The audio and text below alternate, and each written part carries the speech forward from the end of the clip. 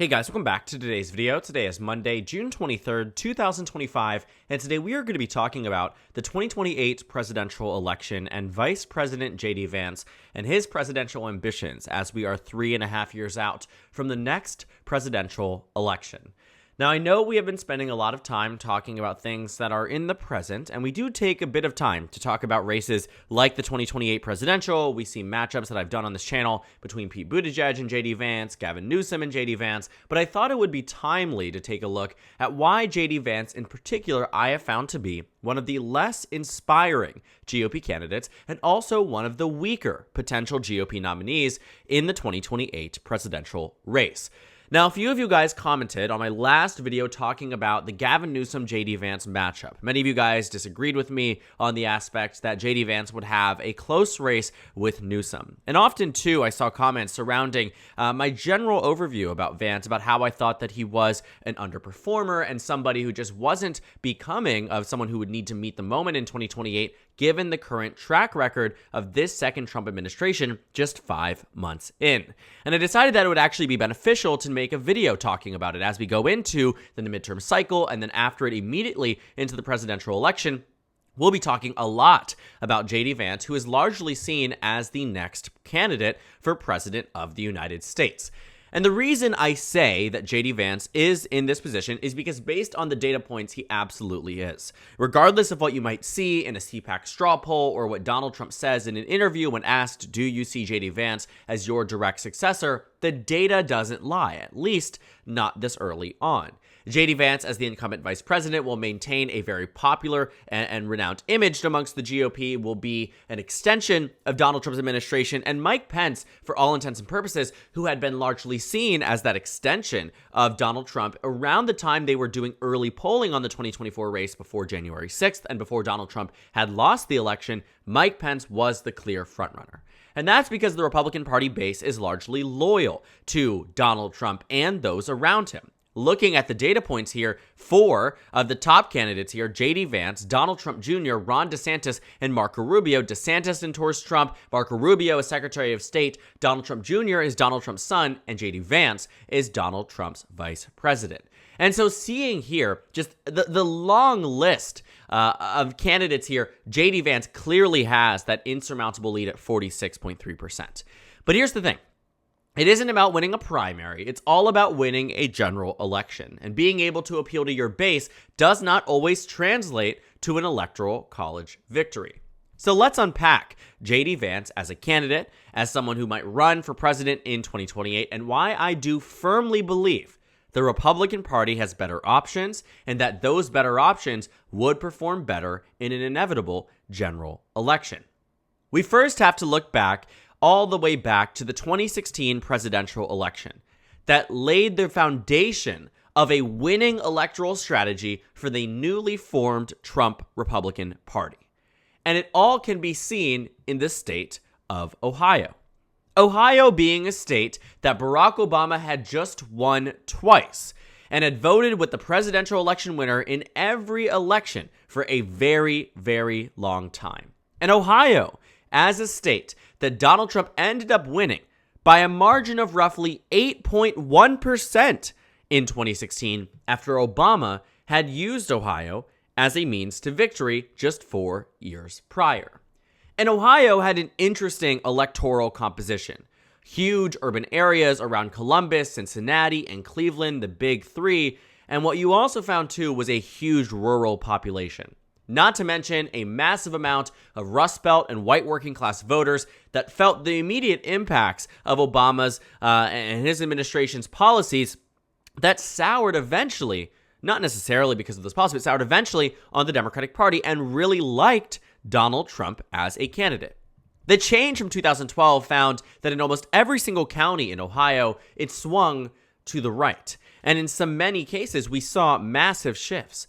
Areas that had previously voted for Obama now voted for Trump. Regions of the state that had previously been keeping Democrats within a competitive area had voted overwhelmingly in favor of Trump. It shifted about 11 points to the right, and Ohio was a perfect example of how Democrats had lost key constituencies that had led them to victory election after election in the Rust Belt states. Ohio, 2 years later, ended up being a very competitive state on the gubernatorial level and the Senate level. But then 2 years after, 2018, Donald Trump won Ohio again by none other than a margin of 8.1%. And I know it might be interesting to see that Ohio really didn't shift that much, and that really is what happened. The shift from 2016 saw that although many of the rural areas shifted further to the right, it was a combination of factors of Biden's overperformances in areas around Cleveland, Columbus, and Cincinnati that benefited Democrats and kept the state within competitive nature. But I point out Ohio not to say that it means much for J.D. Vance necessarily, besides the fact that Trump had just won the state by 8.1%, which leads me into my first point around J.D. Vance as someone I call an underperformer. In 2022, J.D. Vance was not polling too well against Tim Ryan. Tim Ryan was a U.S. representative from Ohio who had been running for office in this race and had made a name for himself before the primary had closed and through the general election. And he positioned himself as someone that was more of a moderate, someone that could meet the moment to represent Ohio on national politics. J.D. Vance was largely unpopular, went through a scathing primary, and ended up in the general election largely a weak candidate. And looking at this data point I have on the screen, J.D. Vance started out the general election season with just a 3% lead in a state, might I mention, that Donald Trump had just won in 2020 by 8.1%. Now, the circumstances around 2020 and 2022 were absolutely different, but it also plays into the hand of why J.D. Vance was continuing to be perceived and continues to be perceived and is this underperformer. Because in 2020, Biden won the national popular vote by 4.5%. Whether J.D. Vance believes that or not, he won the national popular vote by 4.5%, which meant the national environment was more conducive to Democrats in 2020 than it was in 2016, and than it was arguably in 2022 when Republicans won the national popular vote by 3%. If we were to do a uniform swing, based on what we see on the national stage, condensed down to the state of Ohio, a 4.5% swing going to being a 3-point national victory for the Republican Party, that's a 7.5-point swing from 2020 to 2022. Add that to 8.1%, Ohio should have been a state that J.D. Vance was winning by 15.6%. And don't tell me that Ohio isn't winnable for Republicans to that degree in 2022.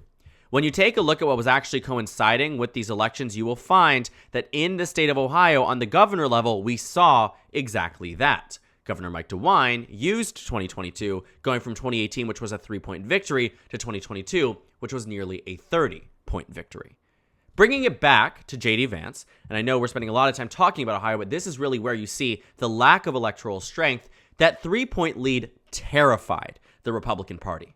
They were coming into the 2022 Senate elections with high hopes that they would somehow flip Pennsylvania and Nevada and Arizona and Georgia and New Hampshire, and that Washington was suddenly competitive. But in fact, they lost all of the states that I mentioned.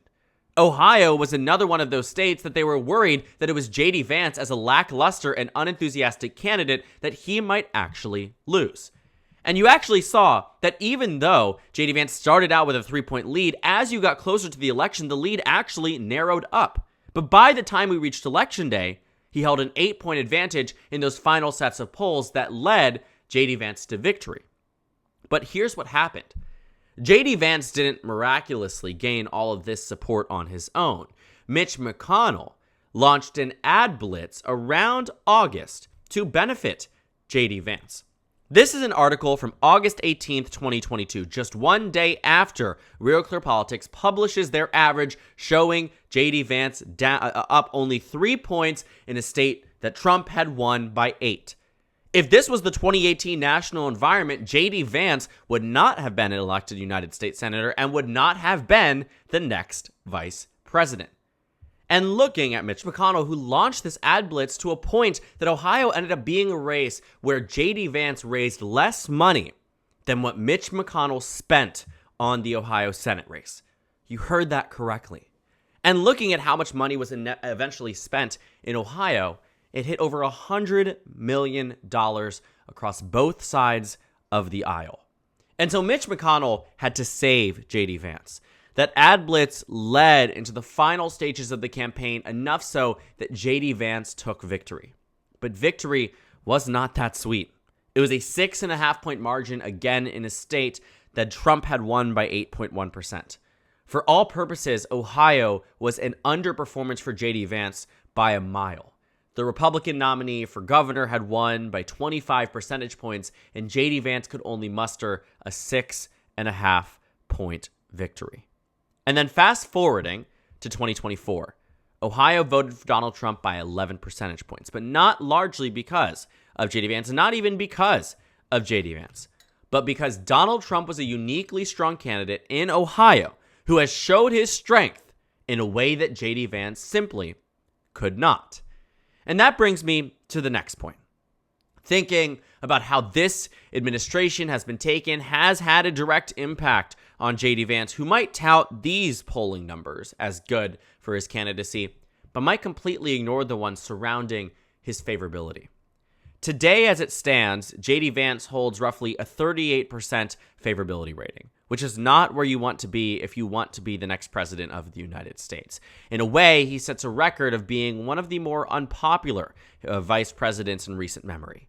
Dick Cheney, who had a 60% favorability rating or higher during the first 2.5 years of Bush 1, J.D. Vance will only have one Trump.